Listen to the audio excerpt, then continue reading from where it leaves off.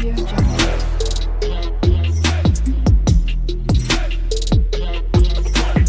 Audio Jungle. जय Shri Ram students, welcome to my channel Shakti Vidya academy. इस video में मैं आपको सॉल्व कराऊंगा क्लास 10th मैथ्स का लेसन 3 एक्सरसाइज 3.7 ऑप्शनल। ठीक है, तो ये आपका एक्सरसाइज है और ये आपका पहला क्वेश्चन है। चलिए इस क्वेश्चन को मैं सॉल्व करता हूँ, क्वेश्चन को समझा के। ये रहा आपका क्वेश्चन, देखिए दिया है यहाँ पे। The age of two friend Annie and Biju differed by 3 years. Annie's father Dharma is twice as old as Annie and Biju is twice as old as his sister Kathy. The age of Kathy and Dharma differ by 13 years. Find the age of Annie and Biju. तो पहले हम question के आखिरी में देखते हैं कि पहले किसकी एज फाइंड करने के लिए बोल रहे हैं।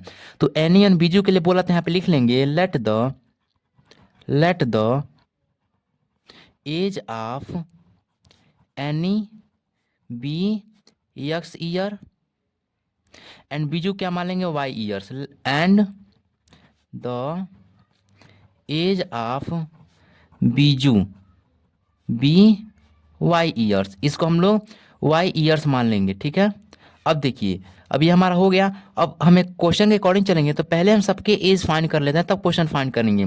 तो हमारा पहला कंडीशन ऊपर दिया है, the age of two friend Annie and Biju differ by 3 years. यानी डिफर मीन्स होता है ना अंतर, यानी एनी और बीजू के जो उम्र की जो अंतर है वो कितने साल की है, 3 साल की है, 3 ईयर्स की है। तो Annie's father Dharma is twice as old as is and Annie. तो एनी के जो फादर हैं धर्मा, एनी के जो फादर क्या है धर्मा, वो एनी की उम्र से कितने हैं, 2 गुने हैं। Twice as old as Annie, और एनी की उम्र हमने क्या मानी थी, यक्स ईयर मानी थी। तो लिखेंगे the age of Annie father Dharma, Annie's father Dharma, Annie father Dharma, Dharma की उनकी उसके पापा की एज कितनी हो जाएगी, बी एनी के 2 गुना है, यानी 2x हो जाएगी, 2x ईयर्स। कितनी हो जाएगी, 2x ईयर्स। ठीक है, अब देखिए, अब Biju is twice as old as his sister Kathy. यानी जो बीजू है, बीजू जो है ना, वो अपने सिस्टर कैथी के उम्र के 2 गुना है। यानी बीजू की उम्र, जैसे यहाँ पे बीजू है ना, ये रहा हमारा बीजू, वो अपने सिस्टर के उम्र के 2 गुना, यानी 2 इंटू कैथी ईयर्स, कैथी एज, यानी बीजू की उम्र कैथी के 2 गुना है उम्र के। ठीक है, अब देखिए, अब कह रहा है, तो यहाँ पे कैथी की उम्र कितनी हो जाएगी, कैथी की उम्र हो जाएगी यहाँ पे बीजू इक्वल टू 2 इंटू कैथी हो जाएगी ना। तो यहाँ पे 2 इधर आएगा, क्या आ जाएगा, बीजू के डिवाइड में हो जाएगा, यानी बीजू बराबर, यहाँ पे लिख लेंगे बीजू बटे 2 इक्वल टू कैथी। यानी ये कैथी की उम्र हो गई बीजू बटे 2, यानी बीजू के बीजू अपने कैथी जो है वो अपने भाई के हाफ में है, मतलब उसकी उम्र के आधे में है कैथी की उम्र। ठीक है, तो ये हो जाएगा। और बीजू का हमने उम्र को क्या माना था, बीजू का हमने उम्र को माना था वाई, यानी वाई अपान 2, यानी कैथी की उम्र क्या आ जाएगी, वाई अपान 2। तो लिखेंगे hence the age of Kathy, age of Biju sister's Kathy, Biju sister Kathy, Biju sister Kathy के कितनी उम्र हो जाएगी, इसकी उम्र हो जाएगी वाई अपान 2। ठीक है, बीजू के हमने क्या माना था वाई, और इसके हाफ में थी तो वाई अपान 2 हो गई, वाई अपान 2 ईयर्स। ठीक है, अब हम 4 लोग की एज निकाल चुके हैं। अब इसके अकॉर्डिंग हम लोग कंडीशन को सेटिस्फाई करेंगे। देखिए कंडीशन क्या दिया गया है, कंडीशन में हम लिखेंगे यहाँ पे, देखिए यहाँ पे 2 कंडीशन, 2 केस बनेंगे। कैसे बनेंगे, तो लिखा है the age of two friend Annie and Biju is 3 year differ by 3 year. यानी एनी की उम्र और बीजू की उम्र की अंतर कितना है, 3 साल है। तो हो सकता है कि एनी बीजू से 3 साल बड़ी हो, या तो बीजू एनी से 3 साल बड़ी हो, इन दोनों में से कोई भी बड़ा हो सकता है भाई। तो इसलिए हम क्या करेंगे, हम केस फर्स्ट लिखेंगे, यहाँ पे लिखेंगे केस फर्स्ट, और तब यहाँ पे लिखेंगे अकॉर्डिंग टू क्वेश्चन, यहाँ पे लिख लेंगे according to question, according to question. अब हम अपने कंडीशन को देखेंगे। The age of two friend Annie and Biju differ by 3 year, यानी x minus Y equal to 3 हो जाएगा। इन दोनों की उम्र का डिफरेंस कितना है, 3 साल है। ये हमारा पहला इक्वेशन बन जाएगा। ठीक है, और दूसरा इक्वेशन क्या बनेगा, कह रहा है the age of Kathy and Dharma, Kathy की उम्र कितनी निकली थी, बीजू सिस्टर कैथी की उम्र कितनी निकली थी, वाई अपान 2, एंड धर्मा की उम्र कितनी निकली थी, 2x। यानी इन दोनों का जो डिफरेंस है वो कितना है, 2x माइनस वाई अपान 2। इन दोनों का जो डिफरेंस है वो 30 साल है, यानी 2x minus Y upon 2 equal to 13 years. ठीक है, ये हमारी इक्वेशन नंबर सेकेंड बन जाएगी। तो ये केस फर्स्ट लिए हैं हम, यहाँ पे क्या लिए हैं कि यक्स जो एनी की बीजू है वो 3 साल बड़ी है क्या नाम है, बीजू से। लिखेंगे यहाँ पे case first, any any is 3 years older, 3 years older than Biju. यहाँ पे लिख लीजिएगा, यही हमारा पहला केस बन रहा है कि एनी जो है वो बीजू से 3 साल बड़ा है, तभी केस फर्स्ट बना है। तो ये हमारा पहला इक्वेशन है, हमारा दूसरा इक्वेशन। अब हम इसको बन चुका है, अब हम क्या करेंगे, इसको सॉल्व करेंगे। तो पहले इसको थोड़ा सा सॉल्व कर लीजिए।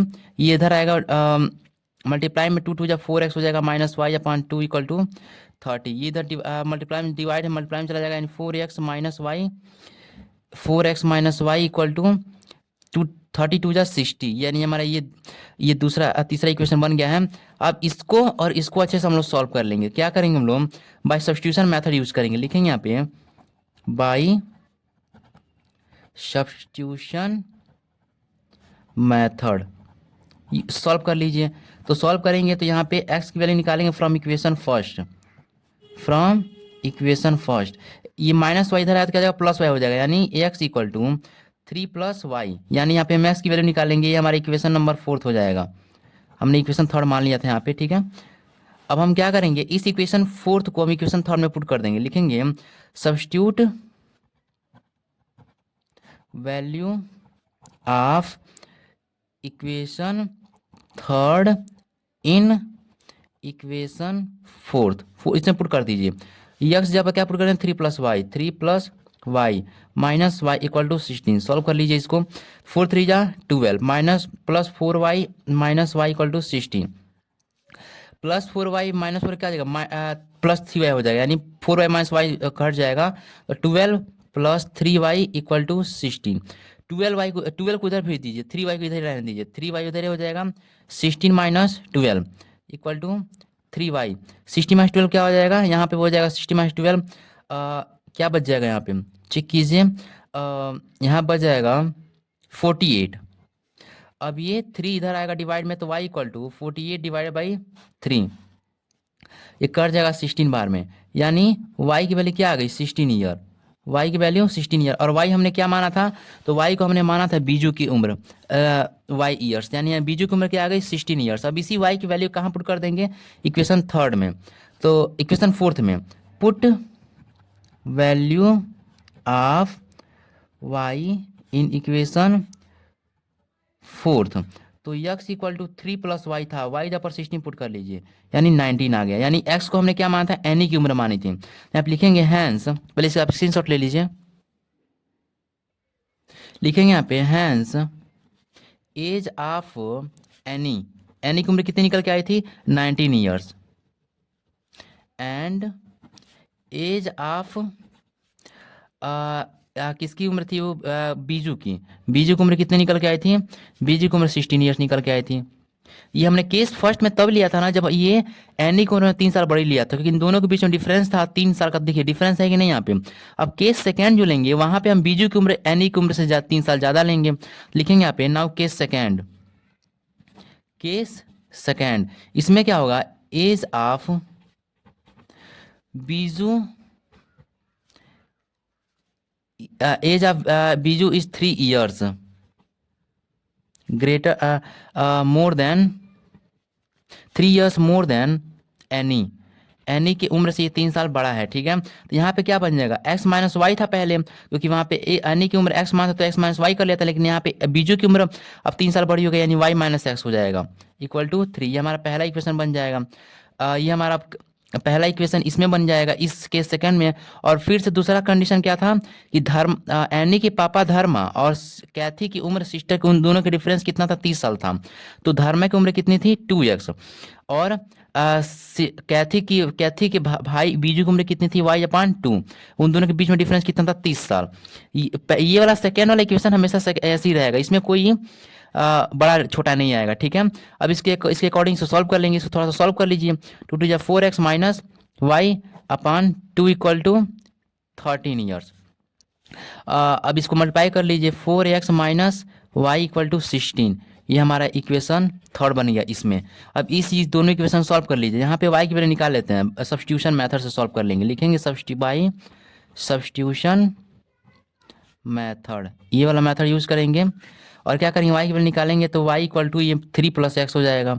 ये हमारा इक्वेशन नंबर 3 बन गया। इस इक्वेशन को इसमें पुट कर देते हैं, लिखेंगे substitute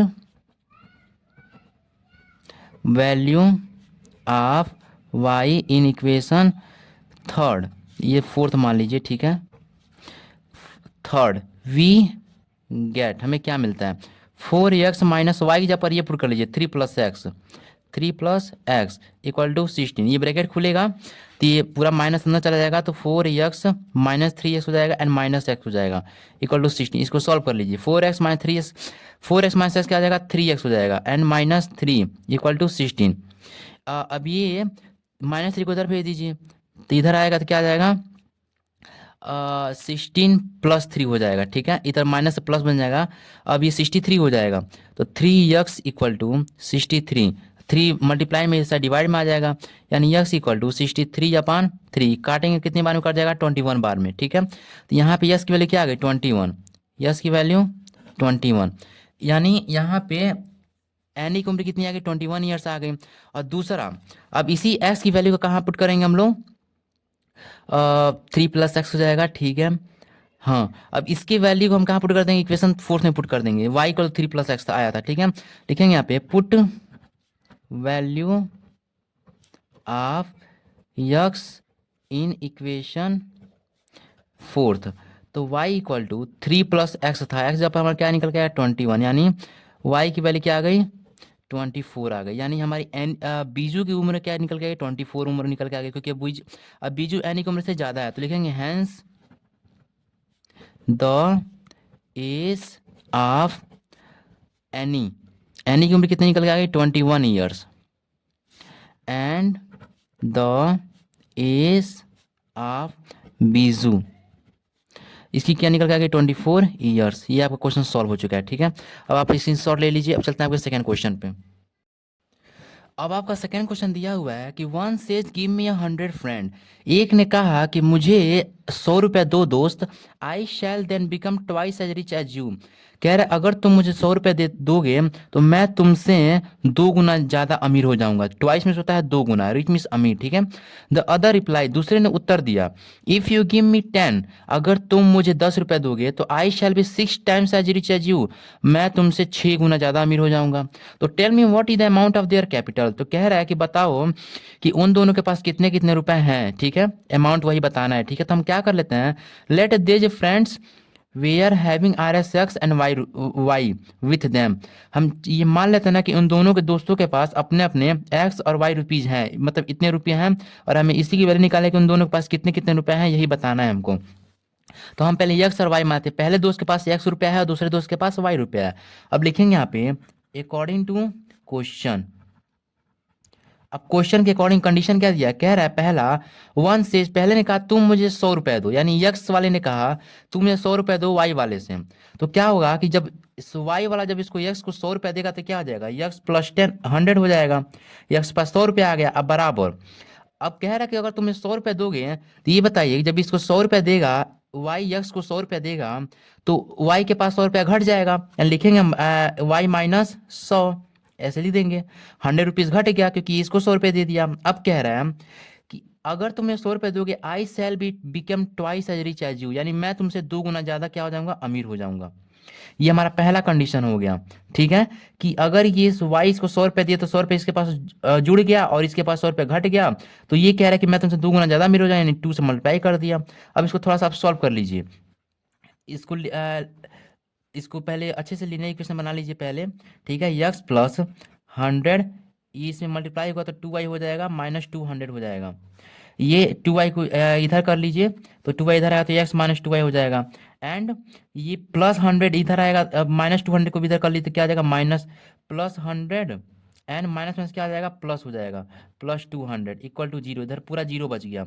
x minus 2y plus plus 100 पर 200 क्या आ जाएगा प्लस 300 हो जाएगा। ये हमारा इक्वेशन नंबर क्या हो गया, इक्वेशन नंबर मान लीजिए फर्स्ट हो गया, ठीक है, इक्वेशन नंबर फर्स्ट। अब दूसरा कंडीशन देखिए, दूसरे कंडीशन में हमारा बोला है आई सेल कह रहा है अब द अदर रिप्लाई, दूसरा बोला अगर तुम मुझे 10 रुपया दोगे, इफ यू गिव मी 10। तो अगर यक्स वाई को 10 रुपया देगा, वाई यक्स से बोल रहा है कि तुम मुझे 10 रुपया दो, यानी यक्स वाई को 10 रुपया देगा तो एक्स के पास 10 रुपया घट जाएगा, यही ना होगा। यानी हम लिखेंगे यहाँ पे वाई के पास 10 रुपया आ जाएगा, यानी वाई प्लस 10 हो जाएगा, इक्वल टू आई एक्स के पास 10 रुपया घट जाएगा, यानी एक्स माइनस 10 हो जाएगा। अब ये कह रहा है कि अगर तुम्हें 10 रुपये दोगे, I shall be 6 times as rich as you, यानी मैं तुमसे 6 गुना ज़्यादा क्या हो जाऊंगा, अमीर हो जाऊंगा, यानी इसमें 6 का मल्टीप्लाई कर देंगे, ठीक है। अब इसको सॉल्व कर लीजिए, जैसे इसको सॉल्व किए थे, वाई प्लस 10 6x हो जाएगा एंड माइनस 16 हो जाएगा। अब ये 6 x है तो इसको इधर y को इधर भेज दीजिए, 6 को हमेशा पॉजिटिव, यस वाले को पॉजिटिव रखिए, इसको हम इधर रख लेते हैं, -16 इक्वल टू इधर इसको हम रख लेते हैं y प्लस 10, y को इधर भेज दीजिए, 6x माइनस वाई हो जाएगा एंड प्लस 10 भी इधर भेज दीजिए, तो -16 माइनस माइनस ये माइनस हो जाएगा, ये भी equal to 0, 6x minus y and -16 plus -10 क्या जाएगा, -17 हो जाएगा, इक्वल टू 0, ठीक है। अब देखिए ये हमारा मान लीजिए लीनियर इक्वेशन सेकंड बन गया। अब इन दोनों लीनियर इक्वेशन क्या करना है, हमें सिंपली सॉल्व करना है, ठीक है। तो क्या करेंगे हम लोग देखेंगे, या तो एक काम कीजिए, ये जो कांस्टेंट वाला टर्म है ना इसको इधर ही भेज दीजिए, ठीक है। इधर भेज देंगे तो थोड़ा सॉल्व करने में आसानी होगी। +30 क्या आ जाएगा, इक्वल टू -13 हो जाएगा, ठीक है। नहीं ये -300 है ना, सॉरी यहाँ -300 है, तो -300 हो जाएगा, ठीक है। इसको इक्वेशन नंबर फर्स्ट मान लीजिए। और ये -70 इधर क्या आएगा, +17 हो जाएगा, यानी 6x माइनस वाई इधर क्या आ जाएगा, +70, ठीक है। ये इक्वेशन नंबर सेकंड मान लीजिए। अब इन दोनों को हम किस मेथड से सॉल्व करें, चलिए सॉल्व करते हैं हम इसको, एलिमिनेशन मेथड से सॉल्व कर लेते हैं। लिखेंगे यहाँ पे बाय, किसी भी आप मेथड से सॉल्व कर सकते हैं, अगर यहाँ कोई मेथड नहीं दिया रहेगा क्वेश्चन में तो कोई भी मेथड आप यूज कर सकते हैं। लिखेंगे by elimination method. Elimination method हम देखेंगे कि यहाँ पे y है, यहाँ पे 2y है, यानी हम y को एलिमिनेट करेंगे तो क्या करेंगे, इक्वेशन नंबर फर्स्ट को क्या कर लेंगे, 2 से मल्टीप्लाई, इक्वेशन नंबर सेकंड को 2 से मल्टीप्लाई कर देंगे, तो यहाँ पे 2y हो जाएगा, यहाँ पर भी 2y ऑलरेडी है, तो आराम से हम एलिमिनेट कर पाएंगे। लिखेंगे by elimination method, multiply multiply equation second by 2 से मल्टीप्लाई करेंगे तो 2 into 6x minus Y equal to, इस साइड भी 2 से मल्टीप्लाई करना पड़ेगा। अब देखिए ये 12x हो जाएगा एंड -2y यहाँ पर हो जाएगा एंड ये 114 हो जाएगा, ठीक है। ये इक्वेशन थर्ड हो जाएगा। अब इक्वेशन फर्स्ट और इक्वेशन थर्ड को आपस में हम सब्ट्रैक्ट कर देंगे तो वही हमारा ये y वाला का टर्म एकदम एलिमिनेट हो जाएगा। तो लिखेंगे यहाँ पे सब्ट्रैक्ट, हम इस इक्वेशन को इस इक्वेशन में सब्ट्रैक्ट करते हैं, equation third from equation first, equation first हम लोग सब्ट्रैक्ट करते हैं। तो यहाँ पे क्या करेंगे, इक्वेशन फर्स्ट ऊपर पहले लिख लेंगे x माइनस 2y, किसी को आप इसको इसमें से सब्ट्रैक्ट कीजिए तो इसको इसमें सब्ट्रैक्ट कीजिए, यहाँ पे -2y को एलिमिनेट हो ही जाएगा, ठीक है। तो हम ये इसमें से सब्ट्रैक्ट करते हैं एंड ये 12x minus 2y equal to 114। अब ये प्लस है तो माइनस लगा लीजिए, माइनस है तो प्लस लगा लीजिए, यहाँ माइनस लगा लीजिए। अब इसको प्लस एक्स माइनस 12x क्या आ जाएगा, तो -11x and -2y plus 2y पूरा कट जाएगा, इक्वल टू -300 माइनस 140 क्या हो जाएगा, ये 440 हो जाएगा, ठीक है। अब देखिए इतना आ गया। अब इसके पास -300 माइनस 140 यहाँ पर माइनस रहेगा, दोनों साइड माइनस है तो माइनस माइनस कट जाएगा, 11 मल्टीप्लाई में तो डिवाइड में आ जाएगा, यानी x इक्वल टू 440/11, कितनी बार में कट गया, 14 बार में, 11 4 जा 44 एंड 0 बच गया 14, यानी यस की वैल्यू क्या आ गई हमारी 14। अब इसी एस की वैल्यू को हम इक्वेशन फर्स्ट में पुट करते हैं या तो इक्वेशन सेकंड में, थर्ड में, किसी में पुट कर दीजिए। लिखेंगे यहाँ पे put value of x in equation first में पुट कर देते हैं, हमें क्या मिलेगा, तो x minus 2y equal to -300 दिया था इक्वेशन फर्स्ट में, यक्स जहाँ पर 14 पुट कर लीजिए, 14 माइनस 2y इक्वल टू -300, ये हमारा हो गया। अब ये 14 को इधर भेज दीजिए, इस कांस्टेंट से ये -2y ऐसे रख लीजिए, तो -300 ये -14 हो जाएगा, माइनस इधर आ जाएगा, प्लस इधर तो माइनस हो गया, तो ये -2y इक्वल टू -314 हो जाएगा, ठीक है। अब ये माइनस माइनस दोनों साइड है, माइनस दोनों साइड से कट गया, अब ये 2 मल्टीप्लाई में डिवाइड में आ जाएगा, यानी y इक्वल टू 340/3, ये कटेगा कितनी बार में, 117 बार में, ठीक है। तो यहाँ पे y की वैल्यू क्या आ जाएगी 117, ठीक है। और यहाँ पे x की वैल्यू क्या आ गई हमारी 14, यानी जो x वाला दोस्त था उसके पास कितने रुपए थे 14 रुपीज़ थे, यानी और दूसरे वाले दोस्त के पास कितने रुपए थे 117 रुपीज़ थे, ये हमारा आंसर आ गया, ठीक है। अब चलते हैं क्वेश्चन नंबर थर्ड पे। अब आपका तीसरा क्वेश्चन दिया गया है, a train covered a certain distance at a uniform speed.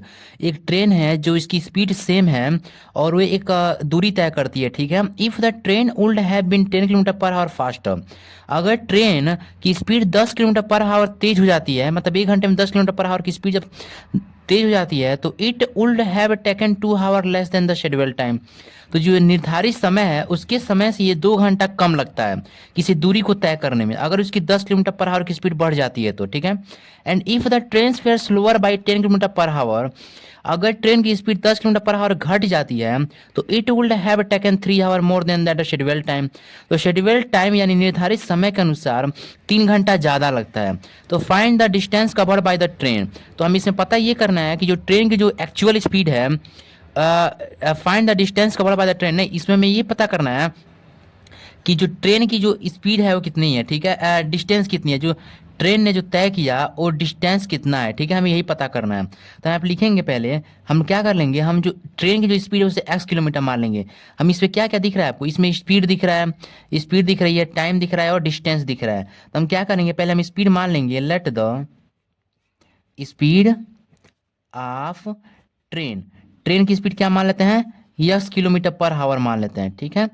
And distance travelled by train, distance travelled by train हम क्या मान लेते हैं, डी मान लेते हैं, डी किलोमीटर, ठीक है। तो देखिए यही हमें यही फाइंड करना है कि ट्रेन कितना किलोमीटर चली, यही डिस्टेंस हमें फाइंड करना है। और हम टाइम ले लेते हैं, and time taken by train, उसको हम क्या मान लेते हैं, ट्रेन टी मान लेते हैं, कितना मान लेते हैं, टी, ठीक है, ये हम मान चुके हैं। And time taken by train be t मान लेते हैं, लेट, ठीक है। अब हम इतना कुछ मान चुके हैं तो क्या करते हैं, आपको पता है कि speed equal to distance upon time होता है, ठीक है, डिस्टेंस अपॉन टाइम ये होता है ना।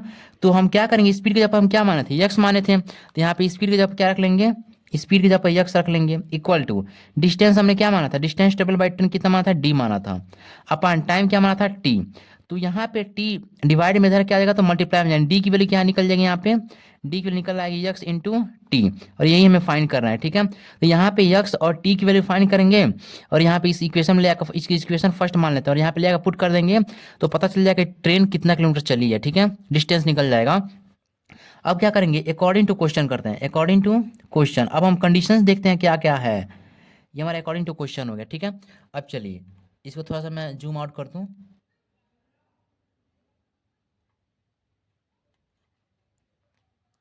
ठीक है। अब ये देखिए अकॉर्डिंग टू कंडीशन यहाँ पे, चलिए यहाँ से, हाँ अब क्लियर दिखेगा आपको, ठीक है। अब हम इसको ध्यान से पढ़ेंगे क्या लिखा गया है, अब आपको क्लियर दिखेगा। देखिए कह रहे हैं, if the train would have been 10 kilometre hour faster, अगर ट्रेन की speed 10 kilometre per hour speed बढ़ जाती है, तो यानी स्पीड हमने क्या माना था, यक्स, यहाँ पे स्पीड क्या माना था, यक्स, यानी यक्स प्लस क्या कर लेंगे 10, ठीक है, यहाँ पे यक्स प्लस 10 कर लिया, इक्वल टू। अब देखिए तो क्या होता है, it would have taken 2 our less than the schedule time. तो यहाँ पे डिस्टेंस दिया नहीं है, तो यहाँ पे डिस्टेंस के लिए क्या मान लेंगे, डी ही मान लेंगे, अपॉन डी। शेड्यूल टाइम हमने क्या माना था, टी। तो कह रहा है कि अगर 10 किलोमीटर पर आवर की स्पीड जब बढ़ जाती है तो इसका जो शेड्यूल टाइम निर्धारित समय के अनुसार दो घंटा कम हो जाता है, यानी टी माइनस क्या आ जाएगा 2, शेड्यूल टाइम से 2 घंटा कम हो जा रहा है। तो ये हमारा पहला इक्वेशन हो गया। इसको हम थोड़ा सा सॉल्व कर लेंगे, लीनियर इक्वेशन में डाल देंगे। तो पहले इसको सॉल्व कर लीजिए, इसको सॉल्व करेंगे तो ये t-2 इधर जाएगा मल्टीप्लाई में, तो यक्स प्लस 10 एंड t-2 हो जाएगा, इधर सिर्फ d बच जाएगा। अब इसको ही मल्टीप्लाई करें तो यक्स टी हो जाएगा, एंड यक्स इंटू -2 एक्स हो जाएगा, एंड प्लस 10 इंटू टी क्या हो जाएगा, 10t हो जाएगा, 10t, एंड प्लस 10 इंटू -2 -20 हो जाएगा, इक्वल टू डी। अब ये क्या हो गया, यहाँ पे कुछ ज़्यादा दिख रहा है क्या, नहीं दिख रहा है, ठीक है, इसको ऐसे ही छोड़ देते हैं, ठीक है। यहाँ पे क्या करते हैं, अब हम क्या करते हैं, अब डी के जगह पर हमारा क्या निकल के है, यक्स टी निकल के आया, तो डी के जगह पर यहाँ पे पुट कर दीजिए। तो लिखेंगे यहाँ पे, from equation first we get, इसमें पुट करेंगे तो x t -2 x plus 10t -20 equal to d की जगह पर क्या है, x t, x t put कर दीजिए। अब यस टी इधर भी है, यस टी इधर भी है, प्लस एस टी बराबर किधर, प्लस एस टी इधर, तो इधर आएगा तो माइनस एस टी हो जाएगा, नहीं ये दोनों आपस में क्या हो जाएंगे, माइनस हो जाएंगे, कट जाएंगे, कुछ नहीं बचेगा। तो सिर्फ यहाँ क्या बचेगा, minus two S plus T minus 20 आएगा। तो ये कॉन्स्टेंट टर्म वाला है इधर, तो इसको इधर भेज दीजिए। तो इधर क्या बचेगा, माइनस 2x प्लस 10t, अब माइनस 20 इधर क्या आएगा, सिर्फ 20 हो गया। ये हमारा इक्वेशन नंबर क्या बन गया, सेकेंड। ऐसे ही हमारा जो दूसरा कंडीशन दिया है उसको हम थोड़ा सा फाइन करेंगे। चलिए दूसरा कंडीशन क्या दिया है हमारा, लिखेंगे फिर से यहाँ पे। अब ये हमारा इक्वेशन सेकेंड बन गया। अब दूसरा कंडीशन पढ़ लेते हैं हम। दूसरा हमारा कंडीशन दिया हुआ है, and if the train were slower by 10 kilometre per hour, अगर ट्रेन की स्पीड 10 किलोमीटर पर आवर कम हो जाती है, धीरे हो जाती है, तो it would have taken 3 hour more than schedule time, तो इस शेड्यूल टाइम से 2-3 घंटा ज़्यादा लेगा। तो यहाँ पे लिखेंगे यक्स माइनस 10 लिख लेंगे, क्योंकि स्पीड क्या हो गई इसकी, 10 किलोमीटर पर आवर घट गई, और डिस्टेंस अपन, अब ये शेड्यूल टाइम से कितना कम लग रहा है, 3 घंटा कम, ज़्यादा लग रहा है, तो क्या करेंगे यहाँ पे t+3 कर लेंगे, ठीक है। अब इसको भी सेम इसी तरह सॉल्व कर लेंगे, सॉल्व कर लीजिए।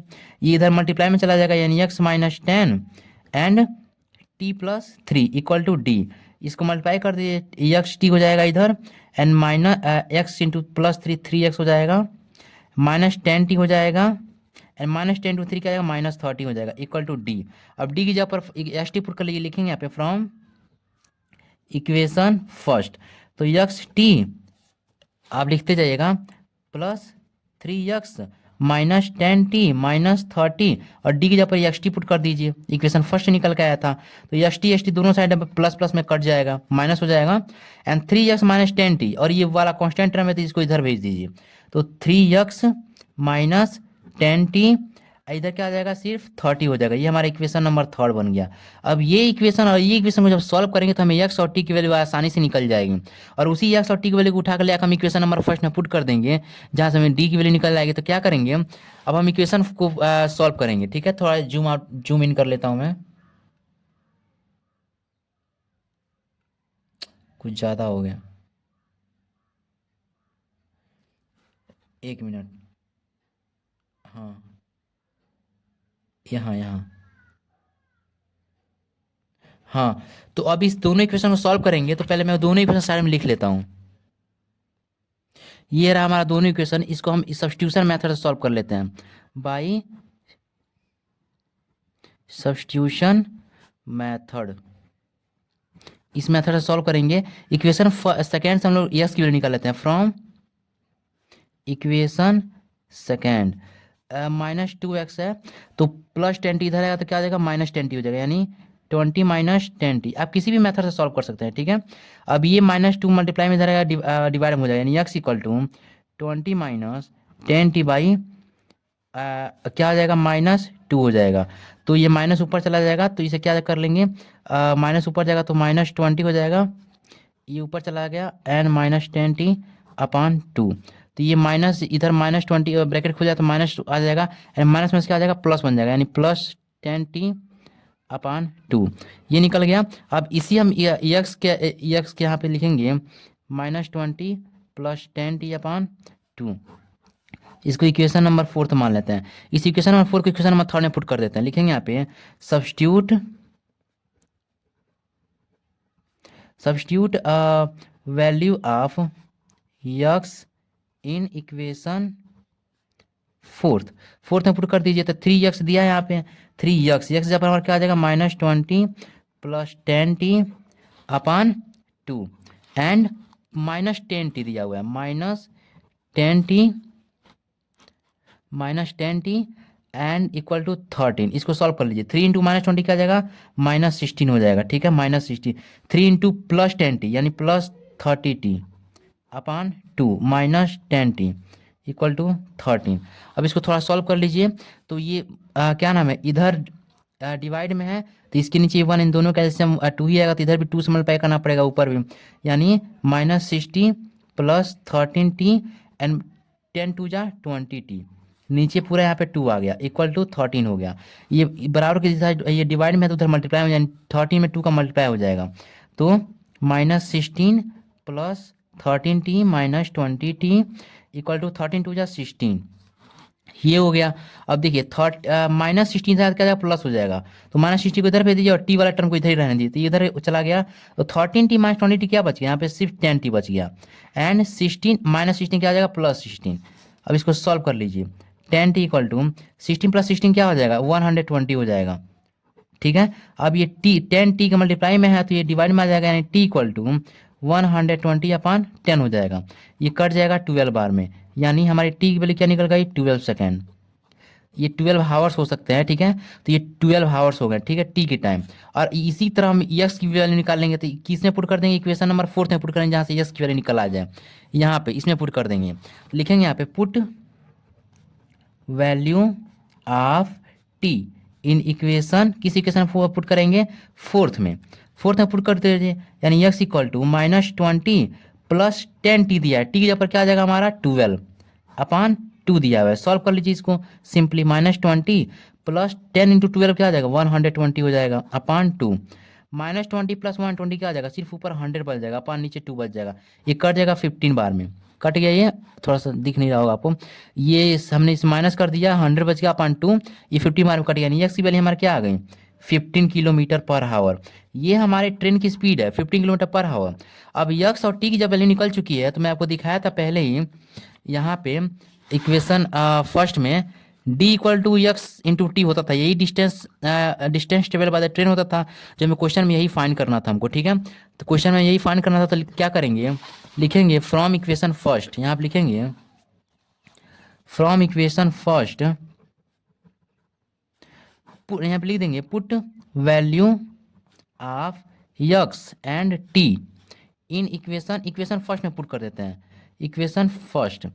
तो d = यक्स इंटू टी था, तो यक्स जब हम, आपका नेक्स्ट क्वेश्चन दिया हुआ है fourth, the student of a class are made to stand in a row, यानी एक क्लास है, उस क्लास में ना जो स्टूडेंट्स हैं ना, उन सबको एक रो में खड़ा किया जा रहा है, जैसे प्रेयर होता है। ठीक है, if 3 students are extra in a row, अगर एक रो में 3 स्टूडेंट अगर ज़्यादा हो जाते हैं तो there will be 1 row less, तो वहाँ पे जो रो बनेंगे ना, एक रो कम हो जाएगा। ठीक है, ये पहला कंडीशन हो गया। एंड दूसरा कंडीशन है, if 3 students are less in a row, अगर उसी रो में 3 स्टूडेंट कम पड़ जाते हैं, ये कम पड़ जा रहे हैं, तो वो जो रो बनेंगे ना, वो 2 रो और ज़्यादा बन जाएंगे। ठीक है, देयर विल बी 2 मोर रोज। तो find the number of student in the class, तो कह रहा है कि बताओ उस क्लास में टोटल कितने स्टूडेंट्स। तो हम क्या कर लेते हैं, let the number of row be x, हम क्या कर लेते हैं, जितने भी रो बनेंगे उसको, उसके नंबर को हम यक्स मान लेते हैं, और हर एक रो में कितने बच्चे खड़े होंगे उसको हम वाई मान लेते हैं। And number of student in row be y, तो अगर हम जितने हमको रो पता चल जाए कितने रो हैं और हर एक रो में कितने सारे बच्चे हैं, तो उन दोनों को अगर मल्टीप्लाई कर देंगे यक्स इंटू वाई, तो क्या निकल आएगा, हमारा निकल जाएगा कि इस क्लास में कितने सारे स्टूडेंट्स हैं, यानी number of rows and into number of student in a row. जैसे होता था ना कि इस रो में अगर 4 बच्चे हैं, इस रो में भी 4 है, इस रो में भी 4 है, तीनों रो में बराबर है, रो कितने हैं, 3 है, हर एक रो में कितने बच्चे हैं, 4 बच्चे हैं, यानी 3 4 या 12, यानी टोटल कितने स्टूडेंट्स होंगे, 12 स्टूडेंट्स हो गए। ऐसे ही हम यहाँ इन दोनों को अगर मल्टीप्लाई करें तो टोटल नंबर ऑफ स्टूडेंट निकल जाएंगे। तो लिखेंगे यहाँ पे total number of students, total number of students x into y, number of rows and number of student in a row, total number of student equal to x into y, क्या निकल आएगा, x Y. ये हो गया ना। अब देखिए हम अपने कंडीशन को पढ़ते हैं, हमारा कंडीशन क्या दिया गया है, अकॉर्डिंग टू क्वेश्चन लिख लेते हैं, अकॉर्डिंग टू क्वेश्चन के अकॉर्डिंग पढ़ेंगे। अब देखिए क्या दिया गया हमारा, if 3 students are extra in a रो, तो देखिए टोटल हम नंबर ऑफ स्टूडेंट्स की बात कर रहे हैं, टोटल नंबर ऑफ स्टूडेंट्स हमें निकालना है हमें, तो लिखेंगे पहले यहाँ पे total number of students x y दिया हुआ है equal to, x Y equal to कर लेंगे, तब कहें कंडीशन को लिखेंगे, if 3 students are extra in a row, अगर रो में 3 स्टूडेंट ज़्यादा हो जा रहे हैं तो क्या हो जाएगा, हमारा row student of number of student in a row क्या माने थे, वाई माने थे, तो यहाँ पे क्या हो जाएगा वाई प्लस 3, अगर 3 स्टूडेंट ज़्यादा हो जा रहे हैं then into there will be 1 row, तो हमारा रो क्या आ जाएगा, यक्स, रो क्या मानता है यक्स, यानी वहाँ पे एक रो कम पड़ जाएगा, there will be 1 row less, यानी यक्स माइनस 1, इन दोनों को आपस में मल्टीप्लाई कर देंगे। ठीक है, तो इन दोनों को मल्टीप्लाई कीजिए, यक्स इंटू वाई क्या हो जाएगा, x y minus and x into 3 क्या आ जाएगा, प्लस 3 एक्स हो जाएगा, -1 इंटू वाई क्या आ जाएगा, -y, एंड -1 इंटू 3 क्या आ जाएगा, -3, एक्स वाई। अब देखिए एक्स वाई इधर भी है, एक्स वाई इधर भी है, दोनों अगर इधर करेंगे तो माइनस हो जाएगा, यानी दोनों आपस में खत्म हो जाएंगे। इधर क्या बचेगा, जीरो बराबर के इधर। अब 3x माइनस वाई इक्वल -3, यानी इसको हम अच्छे से लिख लेते हैं, -3 इक्वल टू जीरो। तो ये एक्स और वाई वेरिएबल है, ये कॉन्स्टेंट टर्म, तो इसको इस साइड शिफ्ट कर दीजिए, जीरो की साइड। तो 3x minus Y equal to 3, ये हमारा इक्वेशन नंबर फर्स्ट बन गया, हमारा पहला कंडीशन हो गया। अब दूसरा हमारा कंडीशन क्या दिया हुआ है, इफ 3 स्टूडेंट, पहले हम एक्स वाई लिख लेते हैं, X Y equal to total number of student equal to, यही हमें फाइंड करना है। तो if 3 students are less in a row, अगर रो में 3 स्टूडेंट कम पड़ जा रहे हैं, यानी y-3 कर लेंगे, इन टू देयर विल बी 2 रोज मोर, यानी रो का हमने क्या माना था यक्स, यानी वहाँ पे 2 रो ज़्यादा हो जाएंगे, यानी x प्लस 2। अब इन दोनों को मल्टीप्लाई कर देंगे, लीनियर इक्वेशन में ट्रांसफॉर्म कर लेंगे। x इंटू वाई क्या आ जाएगा, x y, x into -3 2 into y plus 2y हो जाएगा, एंड 2 इंटू -3 -6 हो गया, ठीक है। अब देखिए एक्स वाई इधर भी बराबर का, एक्स वाई इधर भी, इधर कट जाएगा, दोनों जीरो हो जाएगा, ठीक है, इस साइड। तो इसको अच्छे से पहले रख लीजिए, 3x plus 2y -6 equal to zero. Question term को इधर शिफ्ट कर लीजिए, -3x प्लस 2y -6 क्या आ जाएगा, इधर आके +6 हो जाएगा। अब देखिए हमारा पहला टर्म कभी भी नेगेटिव नहीं होता है, तो हम क्या करेंगे, इसको हम ऐसे लिख सकते हैं, इसको ब्रैकेट में डाल देंगे, -2y कर देंगे इक्वल टू, यहाँ क्या कर लेंगे, 6 कर लेंगे। देखिए अब ये कैसे हुआ, अगर हम ब्रैकेट खोलें तो -3x आ जाएगा, एंड माइनस माइनस प्लस, यानी +2y हो जाएगा इक्वल टू 6। अब यही माइनस इसके पास चला जाएगा, यानी इधर -6 हो जाएगा, यानी 3x -2y इक्वल टू -6। ये हमारा इक्वेशन नंबर क्या हो गया, सेकेंड हो गया। अब इन्हीं दोनों इक्वेशन को हम क्या कर लेंगे, सीधा सीधा हम लोग सॉल्व कर लेंगे, ठीक है। तो चलिए सॉल्व करते हैं।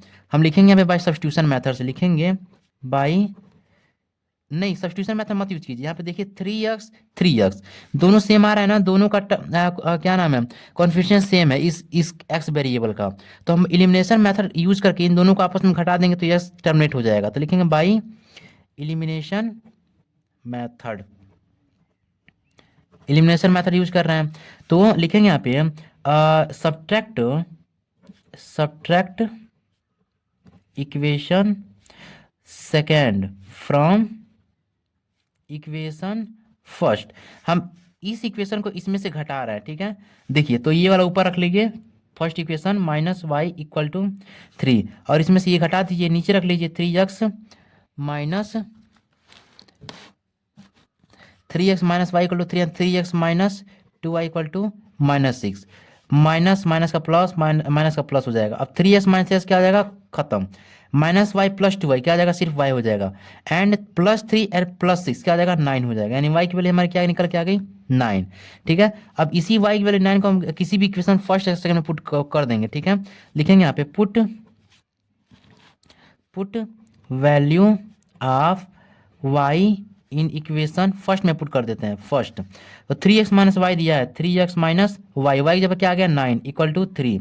अब देखिए सॉल्व कर लीजिए, -9 इधर आ जाएगा तो कांस्टेंट टर्म साइड, तो 3 + 9 हो जाएगा, 9 और 3 कितना हो जाएगा, 12, यानी ये हमारा 3x इक्वल टू 12 हो गया। अभी 3 डिवाइड में है, इधर मल्टीप्लाई डिवाइड में आ जाएगा, x इक्वल टू 12/3 हो गया।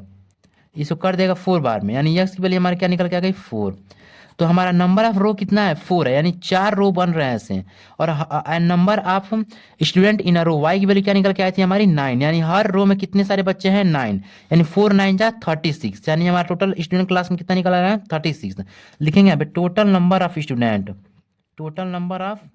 स्टूडेंट इन ए क्लास, हर एक क्लास में कितने बच्चे हैं।